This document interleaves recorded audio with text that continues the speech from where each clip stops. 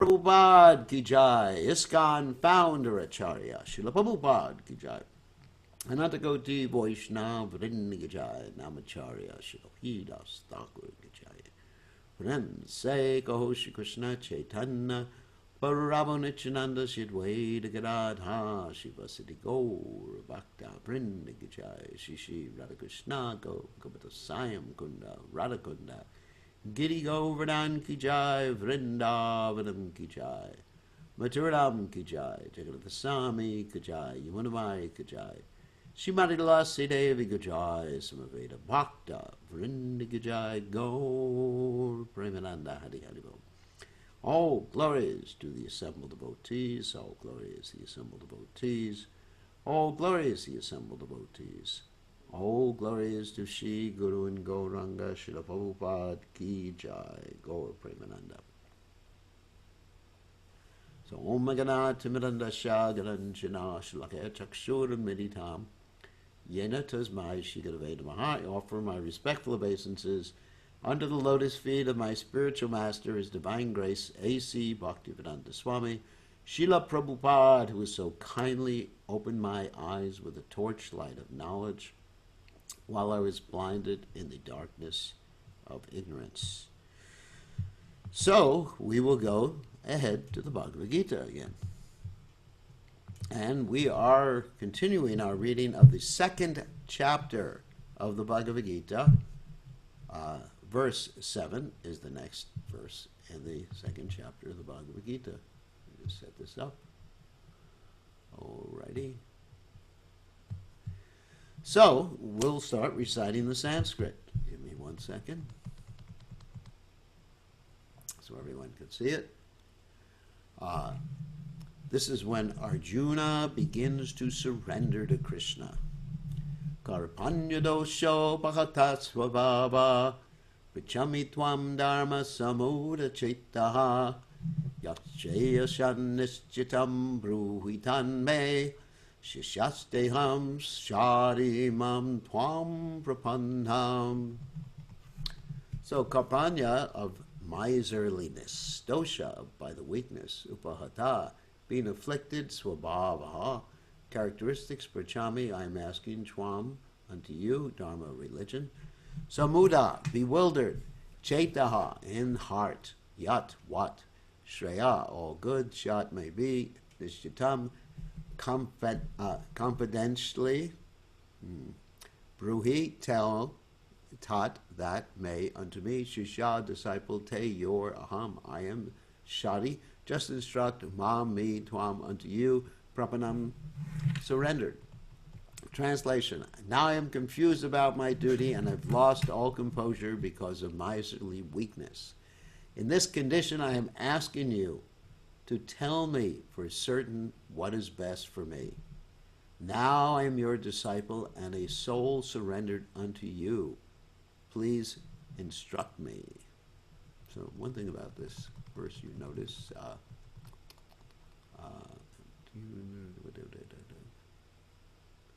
unto you in heart, confidentially, nishchitam, confidentially. So in other words, just like the Nectar of Instruction tells us that dedati pratigurnati guyam akyati prichati punkte bhajite chaiva, that one should reveal the mind and hear in confidence. So Arjuna is doing this very confidentially. That means it's just between him and Krishna. Of course, I guess it's not so confidential now because we're all reading about it.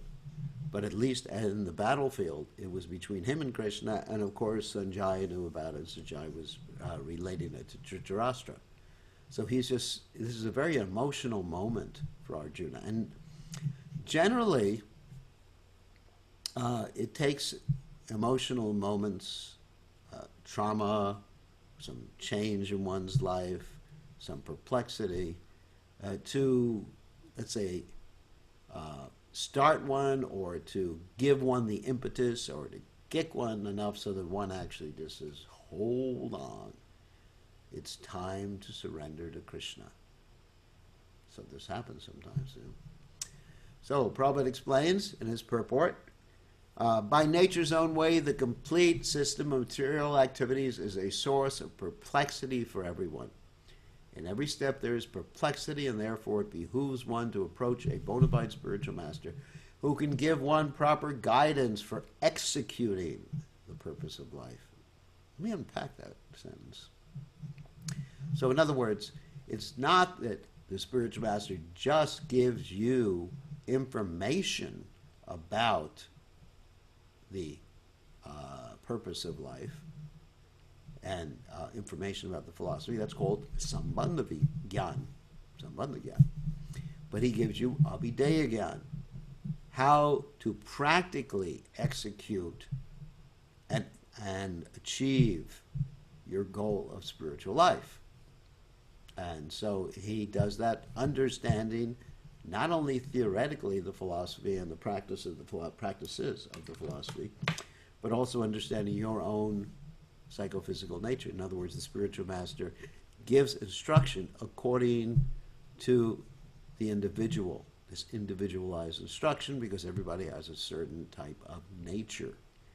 Everyone is in a certain type of maya.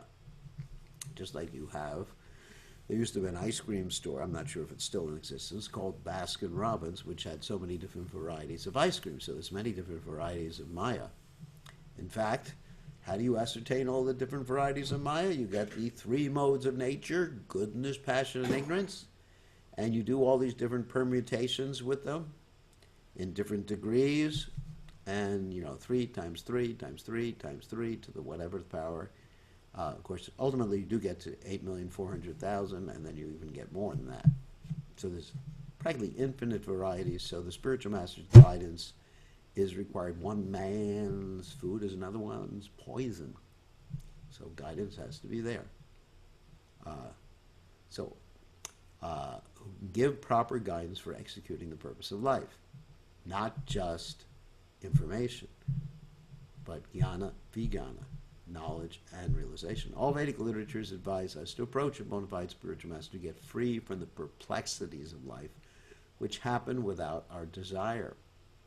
They are like a forest fire that somehow blazes without being set by anyone. Similarly, the world situation is such that perplexities of life automatically appear without our wanting such confusion. No one wants fire, and yet it takes place, and we become perplexed. The Vedic wisdom therefore advises that in order to solve the perplexities of life and to understand the science of the solution, one must approach a spiritual master who is in disciplic succession. A person with a bona fide spiritual master is supposed to know everything. I guess I got to unpack that one. Not that he necessarily knows how to fix a car, not that he knows atomic physics or anything like that, but when you know the purpose of everything. Prabhupada gave the example that if you have a car, you know how to use the car to go from one place to another. In fact, you know the purpose of the car, but you may not know how the engine works. One should not therefore remain in material perplexities, but should approach a spiritual master. This is the purport of this verse. So I think we need to unpack a few things here. First of all, the spiritual master has to be in disciplic succession. 4 basic disciplic successions, as we've heard many times before. The Brahma Sampradaya, Rudra Sampradaya, Kumara Sampradaya, and Lakshmi Sampradaya. And the spiritual master, Samit Pani, Shrochi, and Brahmanishtam, has to be a servant of his spiritual master, not stepping over the head of his spiritual master. Must have heard nicely from the spiritual master and be able to apply the knowledge in his own life, not falling down, not deviating from the standards of Krishna consciousness. So we all need a guide like that. We were speaking this morning about pramana, how do you know what you know? Of course, that's called epistemology in Western terminology. How do you know what you know? So we accept what's called the descending process. If we want to know something, we go to Krishna, who is the perfect source of knowledge. Other knowledge may be and is relative knowledge. So, who is the man in material perplexities? It is he who does not understand the problems of life. In the Brihad Aranayaka Upanishad, is the great forest Upanishad, this translation, Actually, Upanishad means to come closer, and come closer to the spiritual master. 3.8.10, the perplexed man is described as follows. Yovaitat aksharam garg yad viditva smalokat praiti sakripanaha. He is a miserly man who does not solve the problems of life as a human, and who thus quits this world like the cats and dogs without understanding the science of self-realization. Again, there's this topic which Srila Prabhupada would give many times and speak about many times. Cats and dogs, what is that? Eating, sleeping, mating, defending.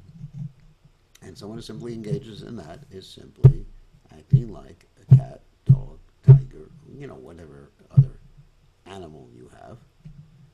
Those four animalistic propensities. And what differentiates us? Very little. It just, the way we do those things, it's different. But the activity itself, in essence, is the same.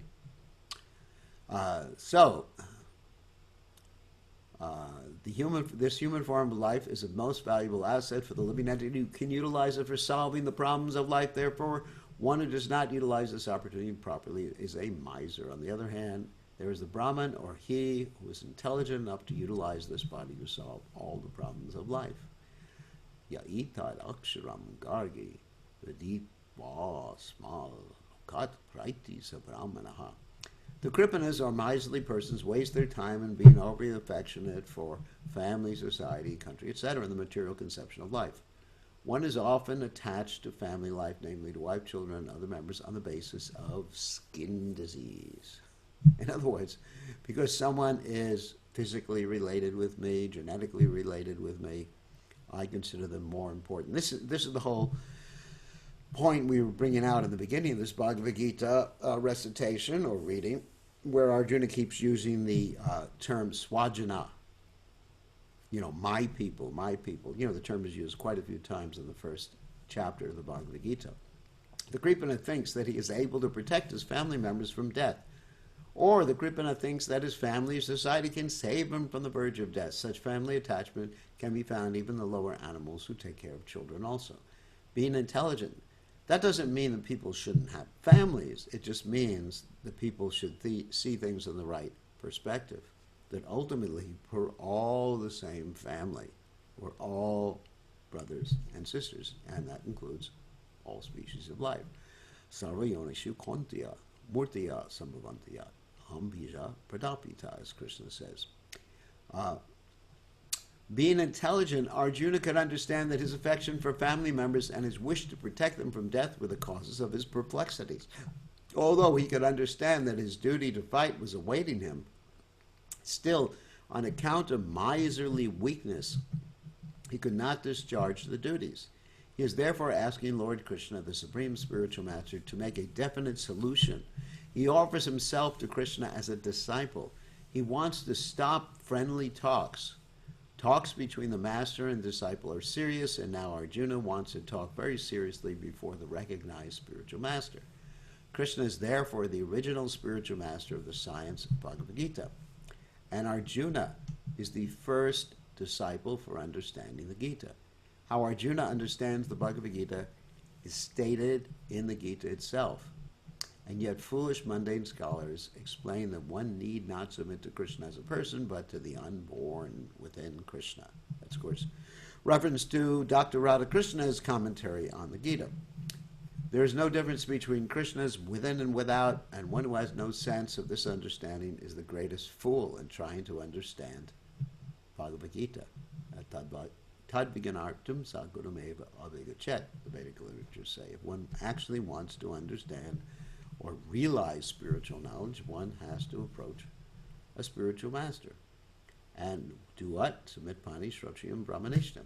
Serve nicely like that. And that's why I approached Prabhupada. Before my becoming in contact with Prabhupada, actually I was simply speculating about what was spiritual, what was not spiritual. But as soon as I came in contact with Prabhupada and followed his directions, immediately there was spiritual advancement. So that was my experience. So text 8. So Arjuna is now surrendering to Krishna. Previously the relationship was friends. As we previously mentioned, there are different relationships that one may have with the Supreme Personality of Godhead. One could be a passive person who adores the Lord. One could be a friend of the Lord. One could be a servant of the Lord. One can be a mother, father, parental a relationship with the Lord, or one can have a conjugal relationship with the Lord. So Arjuna's eternal relationship is Sakya Ras, which means he's his buddy. So now he's putting aside that eternal relationship to accept Krishna like a father, which is interesting. Spiritual master is the spiritual father. Even though they're friends, he's actually putting that aside, and you'll see how he puts that aside. Nahi prapashyami mama apanudyad yachoktamucho shananam indriyanam avapyabhuma vasa patnamriddam vajam suranam api chari pachyam. Do not he certainly prapashyami, I see, mama, my, apanudyat, can drive away yat, that which, shokam, lamentation, uchoshanam, drying up, indriyanam, of the senses, avapya, achieving, bhumau, and the earth, asapatnam, without rival, ridam, prosperous, rajyam, kingdom, suranam, of the demigods, api, even, cha, also, adipotyam, supremacy. Translation: I can find no means to drive away this grief, which is drying up my senses.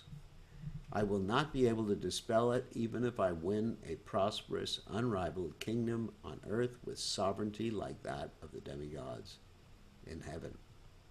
So, Prabhupada explains, although Arjuna was putting forth so many arguments based on knowledge of the principles of religion and moral codes, it appears that he was unable to solve his real problem without the help of the spiritual master, Lord Shri Krishna.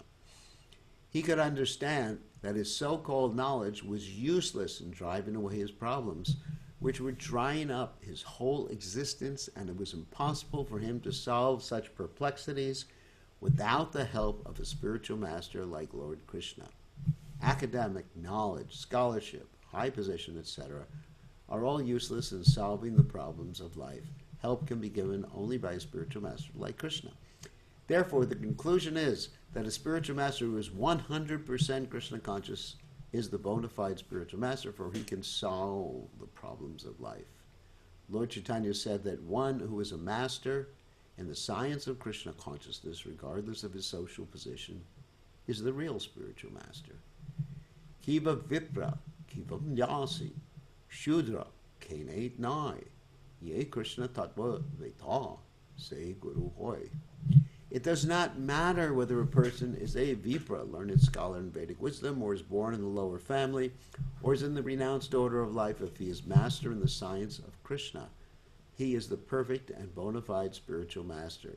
This is from the Chaitanya Charitamrita, Madhya Lila, 8th chapter, 128. So without being a master in the science of Krishna consciousness, no one is a bona fide spiritual master. It is also said in the Vedic literature. Satkarma nipano vipro mantra tantra visharadaha avaishnavo gurur nashat vaishnava swapacho guruhu. A scholarly Brahmin, expert in all subjects of Vedic knowledge, is unfit to become a spiritual master without being a Vaishnava or expert in the science of Krishna consciousness. But a person born in a family of a lower caste can become a spiritual master if he is a Vaishnava or Krishna conscious. That's from the Padma Purana. The problems of material existence, birth, old age, disease, and death, cannot be counteracted by accumulation of wealth and economic development. In many parts of the world, there are states which are replete with all facilities of life, which are full of wealth and economically developed, yet the problems of material existence are still present. They are seeking peace in different ways, but they can achieve real happiness only if they consult Krishna or the Bhagavad Gita and Srimad Bhagavatam, which constitute the science of Krishna through the bona fide representative of Krishna, the man in Krishna consciousness or woman in Krishna consciousness.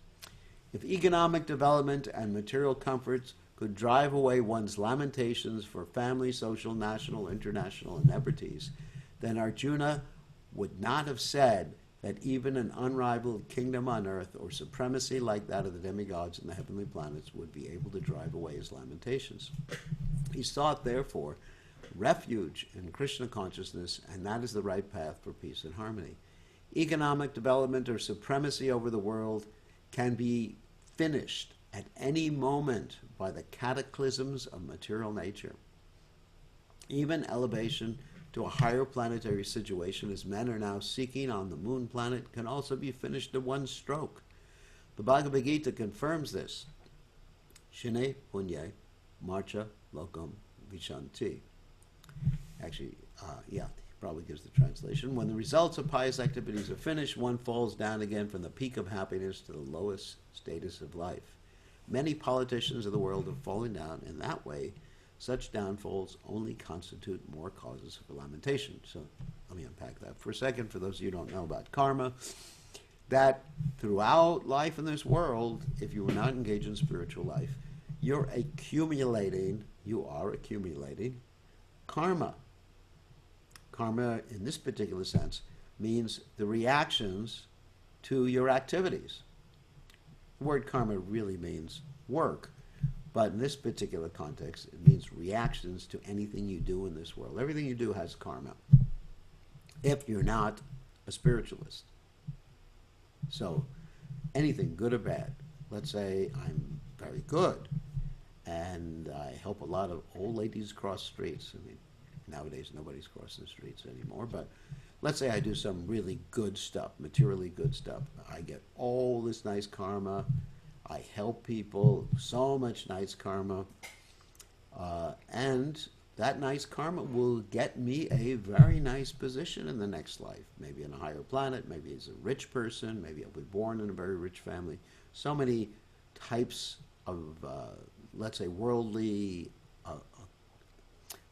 goods or worldly positions may be achieved by someone who has good karma. Or let's say I have bad karma. Then based on that, I may have to take birth in a very unfortunate circumstance or in a subhuman species or whatever if I do a lot of bad things in this life. So there's good karma and bad karma. However, the interesting thing is it's not exactly like money that good negates bad or bad negates good. You know, with money, if you have a lot of money, you can pay your debts off.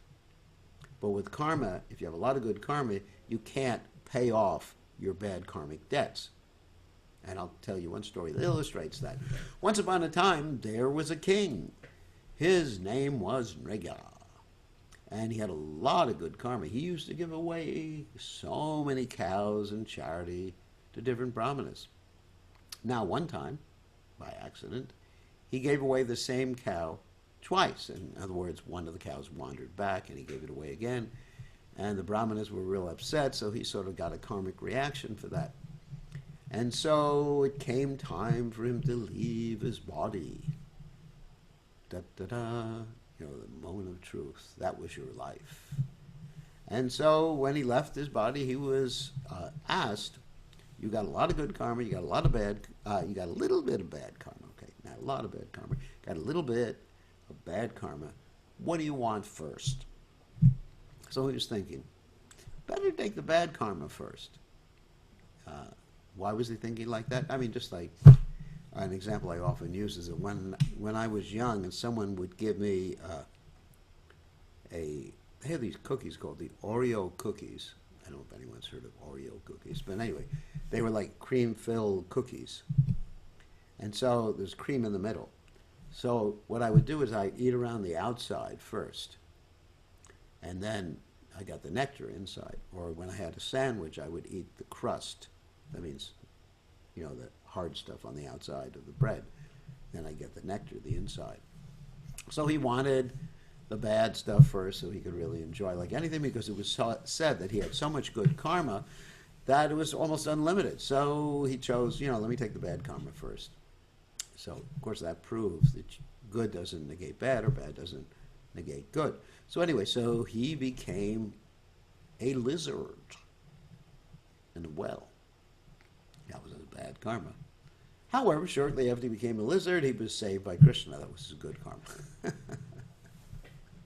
So, however, here's another point. If you engage in Krishna karma, it means activities for Krishna, then you get rid of all the bad and the good karma. What's wrong with good karma? It entangles you in this world.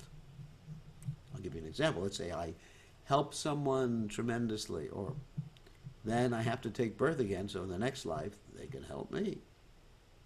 So, if I give some money in charity to the proper person, then I have to take birth, if he hasn't given it back to me in this lifetime, to get it back. So it's not a very good proposal. Either good karma or bad karma, and neither one gives you real happiness. In fact, even by getting material happiness, one gets put into more anxiety. Because in one sense, the more you have, the more you're worried about protecting it. Just like in America. America is a very litigious country. Litigious means people sue each other for basically for very small reasons. And so people who want to sue other people are looking for something called deep pockets. So if you don't have any money, nobody's going to sue you. You have nothing to worry, nothing to lose, and no anxiety. I mean, there's that one example of this great sage, the story is there in the Bhagavad, that he was supposed to live as long as, let's say, as many days of Lord Brahma as he had hairs on his body, and that's trillions, quadrillions, almost unlimited years. And he didn't take any endeavor, make any endeavor to acquire anything, not even to build a house.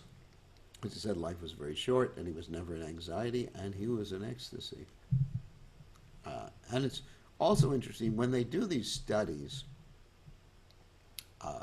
these international studies of where people are the happiest in the world, sometimes you get these countries, third world countries, where people are really poor, and they turn out happier.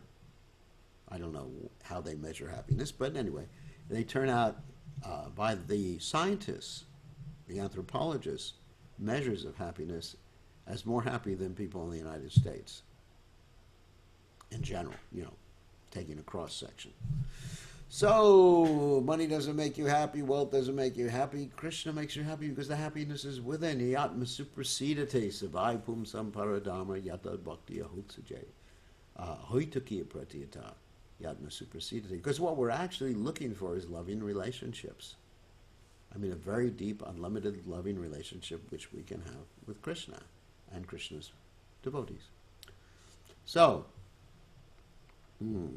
let's continue. Therefore, if we want to curb lamentation for good, then we have to take shelter of Krishna, as Arjuna is seeking to do. So Arjuna asked Krishna to solve his problem definitely, and that is the way of Krishna consciousness. Help.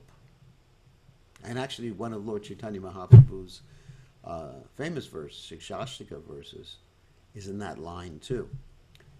Ainanda tanuja kinkaram patitamam vishame bhavam buddha kripya tava pada pankajastita duli sadrasam vichintaya.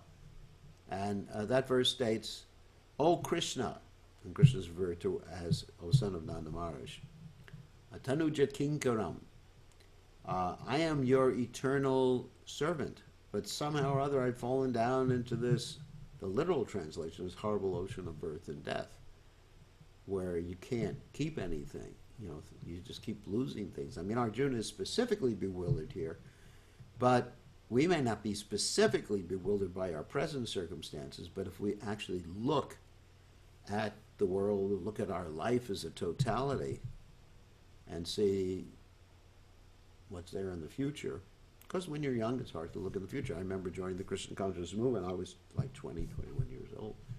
I thought, never get old. Well, those old people, And also I thought Prabhupada would never leave this world. And he did. So I didn't really think about the time factor. You don't really think about the time factor, at least most people, when you're young. But That's life. Those are the facts of life, the time factor. Ooh, it's coming to get you. So, anyway, let's read the next verse.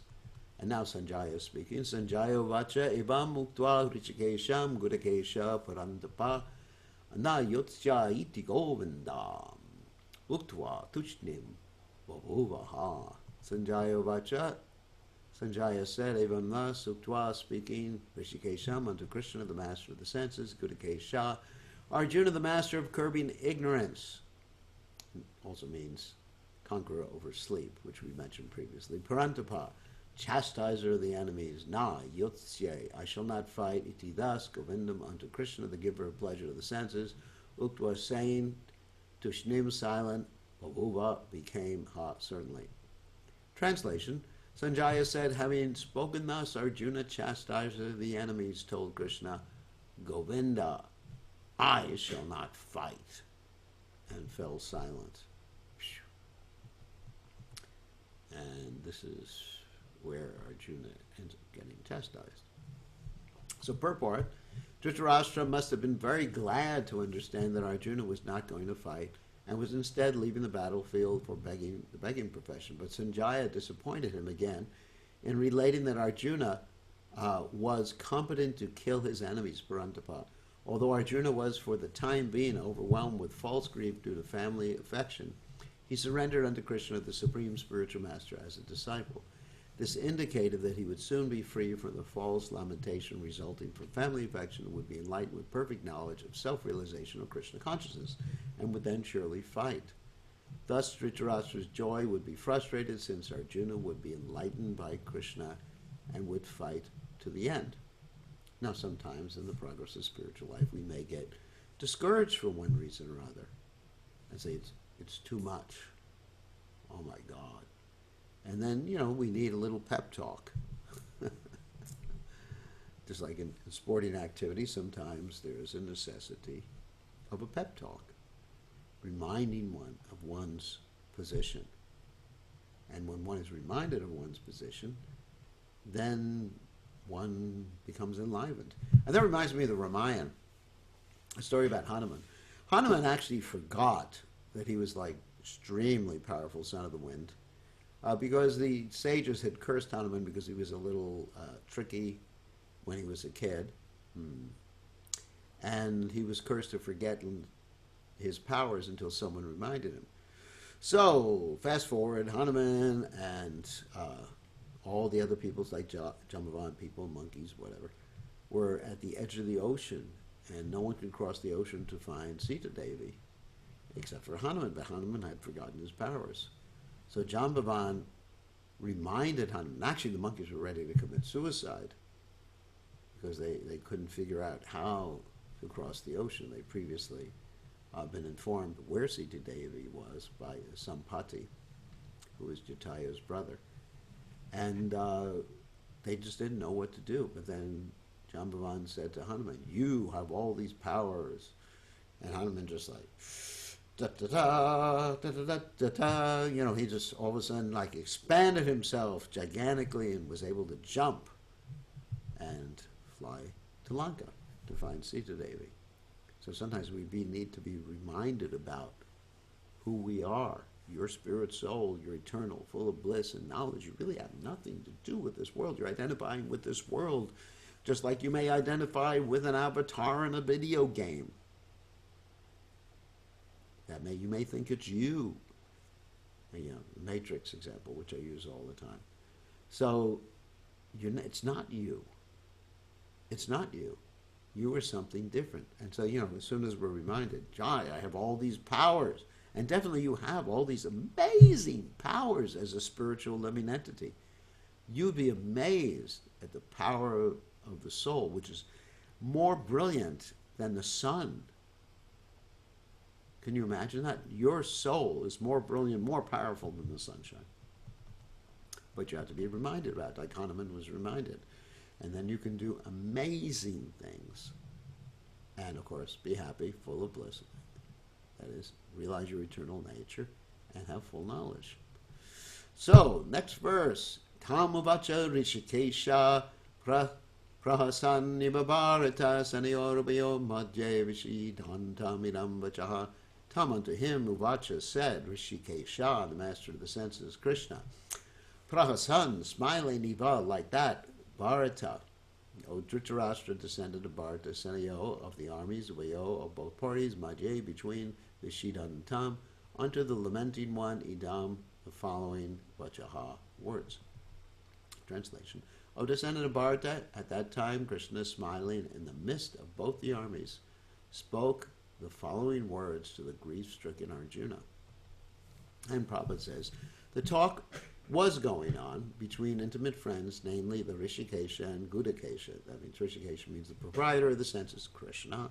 Gudakesha is the person who is able to conquer sleep, that's Arjuna. Different names. And actually in the Gita you'll find Krishna referred to in different, using different nomenclature, like Govinda, Rishikesh, Bhagavan.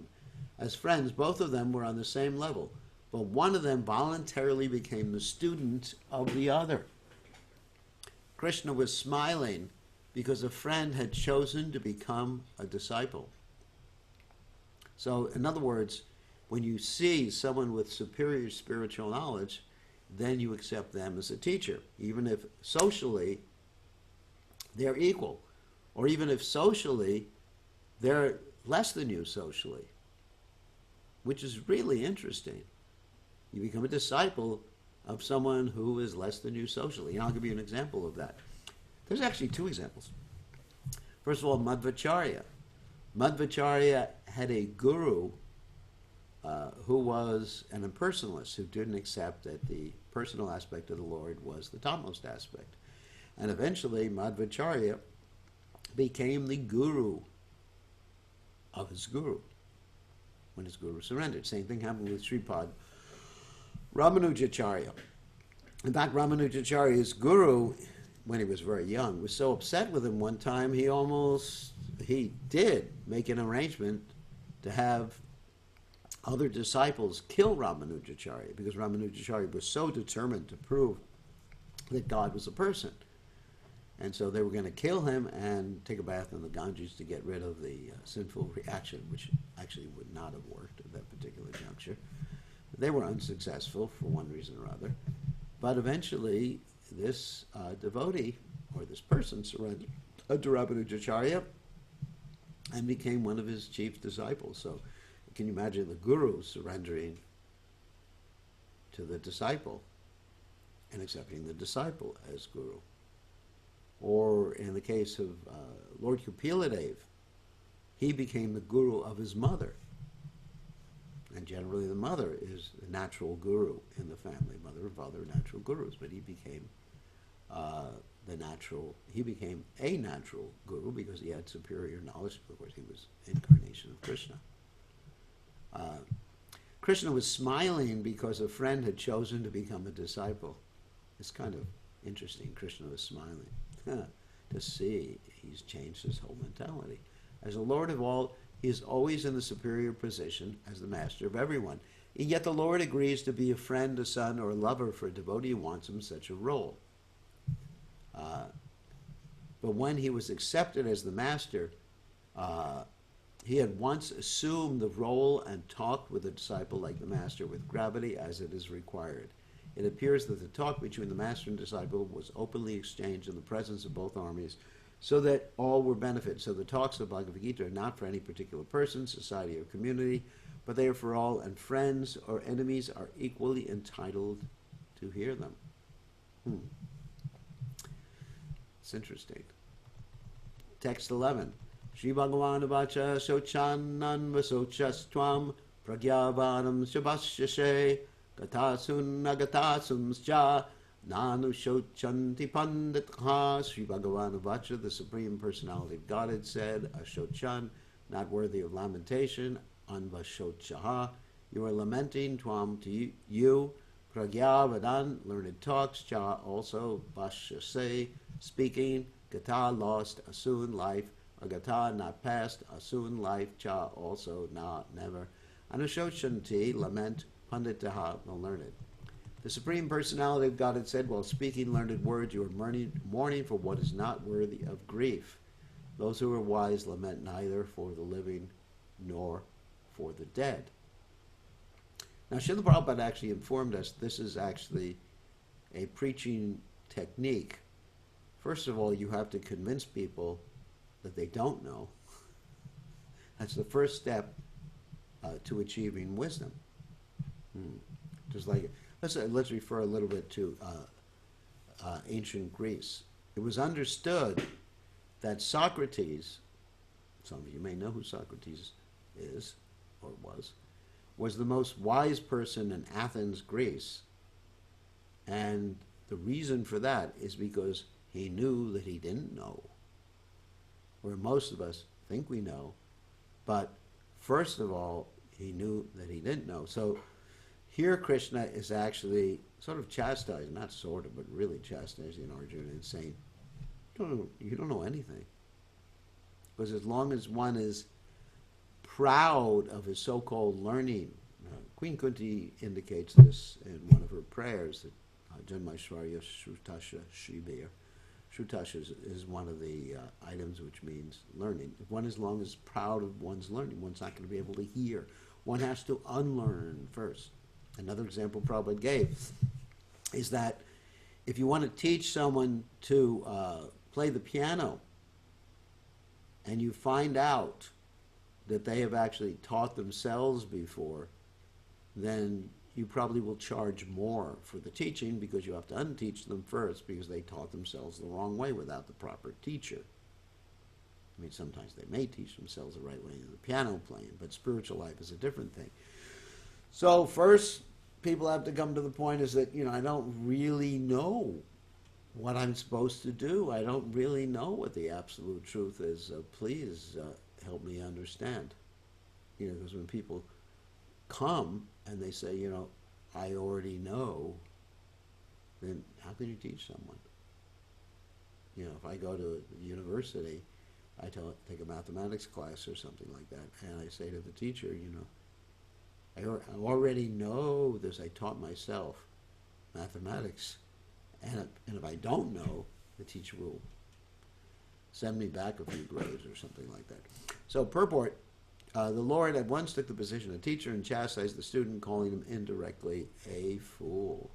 The Lord said, you are talking like a learned man, but you do not know that one who is learned, one who knows what is body and what is soul, does not lament at any stage of the body, neither in the living nor in the dead condition. As explained in later chapters, it will be clear that knowledge means to know matter and spirit and the controller of both. Arjuna argued that religious principles should be given more importance than politics or sociology, but he did not know that knowledge of matter, soul, and the supreme is even more important than religious formularies. And because he was lacking in that knowledge, he should not have posed himself as a very learned man. And you find this quite often. The people are very much into, religious rules and regulations. They don't know the purpose of all the religious rules and regulations. They just take the rules and regulations as the all in all. And you have to know, and this is something we discussed in the beginning, and particularly in regard to Grandfather Bhishma and Yudhisthira Maharaj, who are very attached to truthfulness, that you have to know what is the highest priority of injunction, because sometimes the lower priority injunctions can be neglected in order to practice on a higher level. For example, Srila Prabhupada came to the Western world, and there's an injunction in the Vedic literature that sannyasis should not cross oceans. A sannyasi should not live with people who are eating meat or keeping meat in the refrigerator. And there's even injunctions that a sannyasi or anyone, or a spiritualist who looks at someone who is an abject materialist should immediately run to the Ganges and take a bath. Shouldn't even take time to put a swimming suit on, or what they call in India, the Indian swimming suit, a gamsha. So there are injunctions like that. But these are secondary injunctions. The primary injunction, which Srila Prabhupada followed, was that Yari Dekatari Kar Krishna Upadesh Amaragai Guru Hoy Tori Desh. Wherever you go, whatever you do, you should give people Krishna. That's much higher. Much, much higher. Like if someone is drowning, let's say someone is drowning, and you know how to swim, and you say, well, give me some time to go home and put my swimsuit on because I'm not supposed to go swimming with my regular clothes.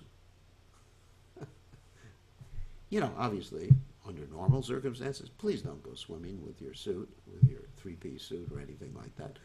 You know, put on your swimsuit.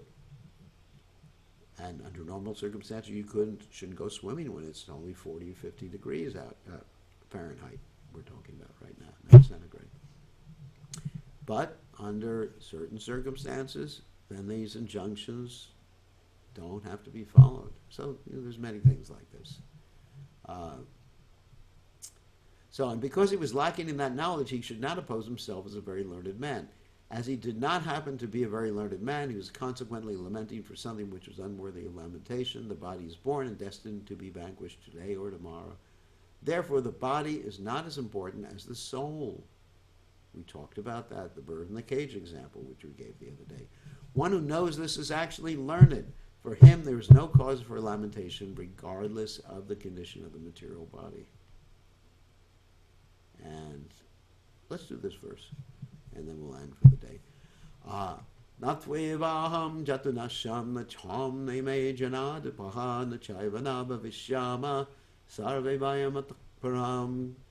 Na, never to, but, na eva, certainly, aham, I, jatu, at any time, na, did not, asam, exist, na, not, twam, you, na, not, ime, all these, janadi, adipaha, kings, na, never, cha, also, eva, certainly, na, not, Vavishyamaha shall exist, sarve vayam, all of us, ata param, hereafter.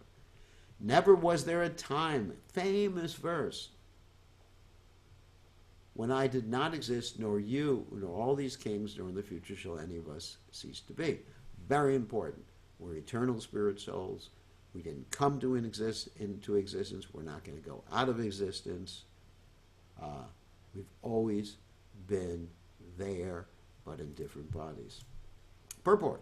In the Vedas and the Katha Upanishad as well, in the Shvetashvatara Upanishad, it said that the Supreme Personality of Godhead is the maintainer of innumerable living entities in terms of their different situations according to individual work and reaction of work.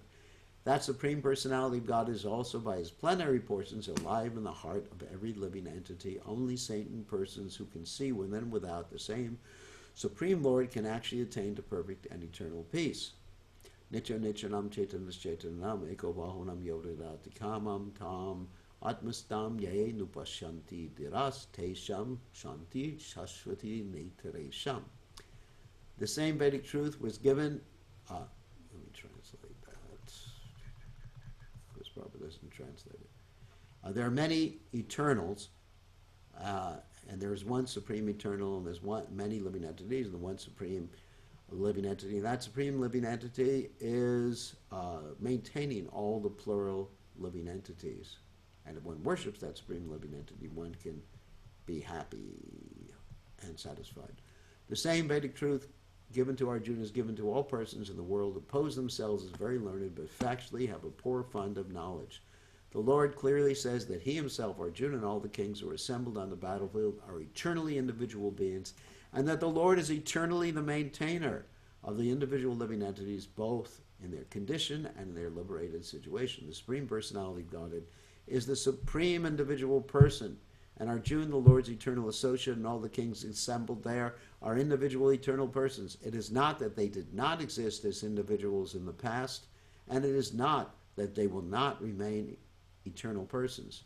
Their individuality exists in the past, and their individuality will continue in the future without interruption. Therefore, there is no cause for lamentation for anyone. Of course, we forget from one lifetime to another, but we remain the same individual soul. The Mayavadi theory that after liberation, the individual soul, separated by the covering of Maya or illusion, will merge into the impersonal Brahman and lose its individual existence is not supported herein by Lord Krishna, the Supreme Authority. Nor is the theory that we only think of individuality in the conditioned state supported herein. Krishna clearly says herein that in the future also the individuality of the Lord and others, as is confirmed in the Upanishads, will continue eternally. This statement of Krishna's is authoritative because Krishna cannot be subject to illusion. If an individuality were not a fact, then Krishna would not have stressed it so much, even for the future. The Mayavad may argue that the individuality spoken of by Krishna is not spiritual but material. Even accepting the argument that the individuality is material, then how can one distinguish Krishna's individuality? Krishna affirms his individuality in the past and confirms his individuality in the future also. He has confirmed his individuality in many ways, and impersonal Brahman has been declared to be subordinate to him. That's later on in the Gita. Brahmanohi Pratishtaham. Krishna has maintained spiritual individuality all along. If he is accepted as an ordinary conditioned soul and individual consciousness, then his Bhagavad Gita has no value as an authoritative scripture. A common man with all the four defects of human frailty is unable to teach that which is worth hearing. So the four defects: imperfect senses,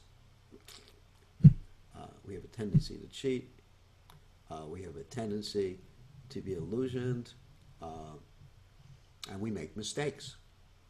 And I think that applies to all of us who are not completely Krishna conscious. The Gita is above such literature. No mundane book compares with the Bhagavad Gita. When one accepts Krishna as an ordinary man, the Gita loses all importance. The Mayavadi argues that the plurality mentioned in this verse is conventional and refers to the body, but previous to this verse, such a bodily conception is already condemned. After condemning the bodily conception of the living entities, how is it possible Krishna to place a conventional proposition on the body again? Therefore, individuality is maintained on spiritual grounds and is thus confirmed by great acharyas like Sri Ramanuja and others. It is clearly mentioned in many places in the Gita that the spiritual individuality is understood by those who are devotees of the Lord. Those who are envious of Krishna as the Supreme Personality of Godhead have no bona fide access to this great literature. The non-devotee's approach to the teachings of the Gita is something like that of a bee licking on a bottle of honey, or a human being licking on a bottle of honey. You can't taste it. One cannot have a taste of honey unless one opens the bottle. Similarly, the mysticism of the Gita can be understood only by devotees, and no one else can taste it, as stated in the 4th chapter of the book. Nor can the Gita be touched by persons who envy the very existence of the Lord. Therefore, the Mayavadi basically means one who thinks that the Lord's body, individuality, and everything is illusion. That's what Mayavadi means. The Mayavadi explanation of the Gita is the most misleading presentation of the whole truth. Lord Chaitanya has forbidden us to read commentations made by the Mayavadis and warns that one who takes to such an understanding of the Mayavadi philosophy loses his power to understand the real mystery of the Gita. If individuality refers to the empirical universe, then there is no need of teaching by the Lord. The plurality of the individual soul of the Lord is an eternal fact, and this is confirmed by the Vedas as above mentioned. And we're going to end there. So in other words, we are individual souls, Krishna is an individual soul, and we remain there eternally. And if you don't accept that, why are you reading the Gita? Because that's exactly what the Gita teaches in many places. Okay, and the next verse is a very important verse, text 13, and we will do that verse tomorrow. Now, we're going to, I actually put everybody on a forced mute, but now we're going to allow people who want to ask questions to unmute themselves. Who has a question tonight? Hare Krishna, Gurudev. Oh, Hare Krishna. Okay. Divya, what's your question? I was a little bit confused on text 10, where in Prabhupada's purport he says that as friends, both of them were on the same level, but one of them voluntarily became a student of the other, and you gave a few examples of that. I was thinking about would Bhaktisiddhanta Saraswati, his spiritual master, Gorakishore Babaji, would that be an example? No, they were never on that level of friends. He was always very respectful. Although, education-wise, Bhaktisiddhanta Saraswati, I can see where your question is coming from. that education-wise, Bhaktisiddhanta Saraswati Thakur was much more highly educated than Gorkashordas Babaji Maharaj. So from a mature educational perspective, I guess you could make that particular point.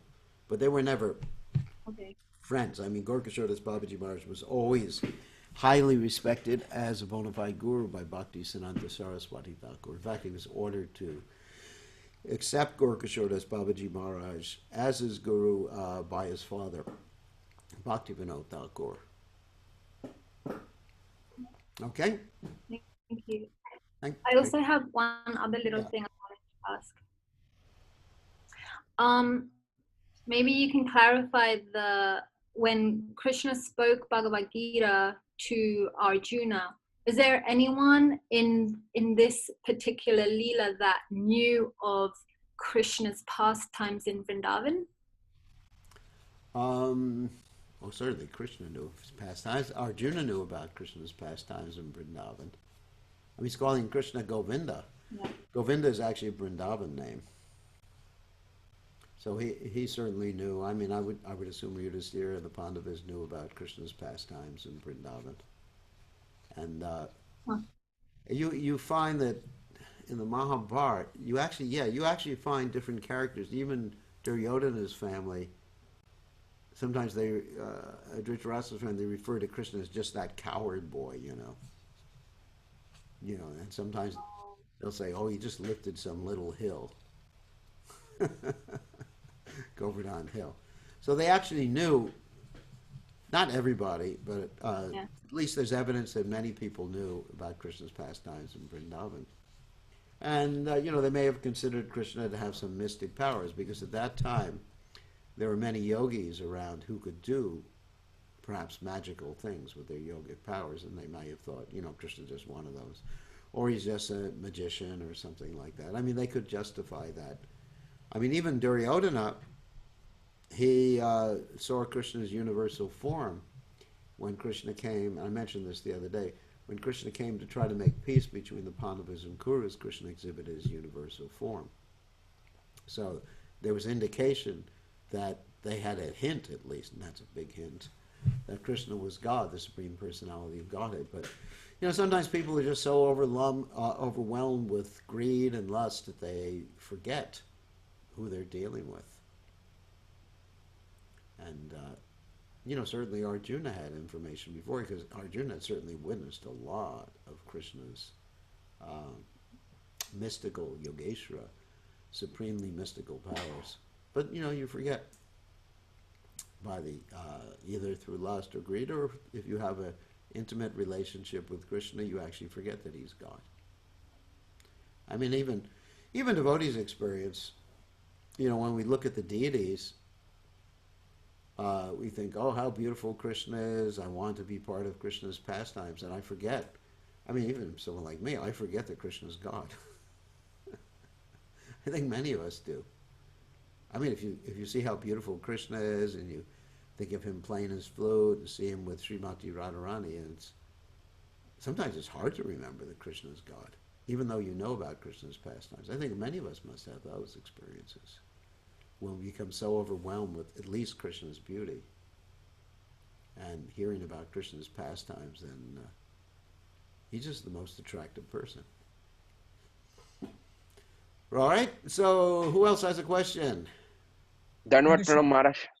Oh, again, Abhishek. So, yeah. So Maharaj, I just have one question. In regards of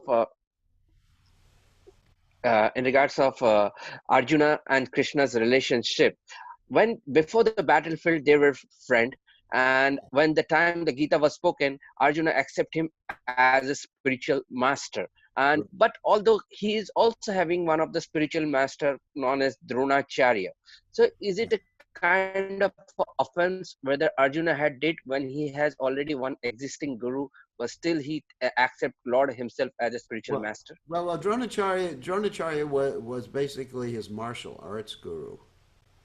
Okay. He wasn't actually a spiritual guru, and Krishna didn't actually give Arjuna initiation. He was Siksha Guru. Krishna had there was another guru that Arjuna had. I forget his name right now. Maybe someone can remember. When the Pandavas had to go to the forest, they actually accepted a guru. So he was a martial arts guru. Like one can accept, guru can also mean teacher, or one can have many Siksha gurus, and only one Diksha guru. So he was like the Siksha guru instructing Arjuna in martial arts.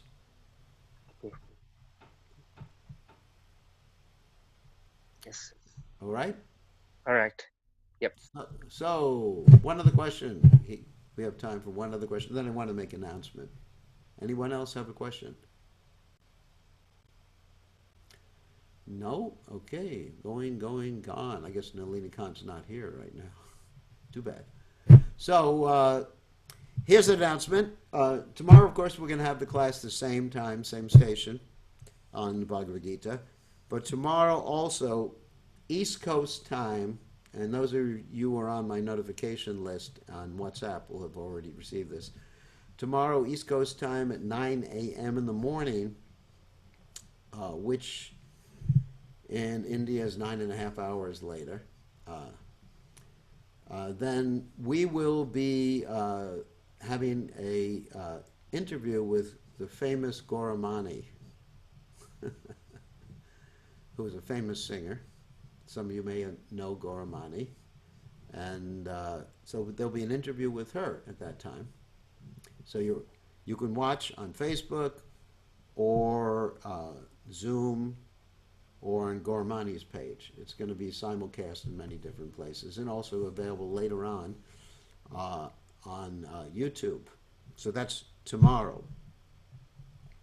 Tomorrow at 9 o'clock in the morning, East Coast U.S. time. You can figure out whatever your time is in Europe.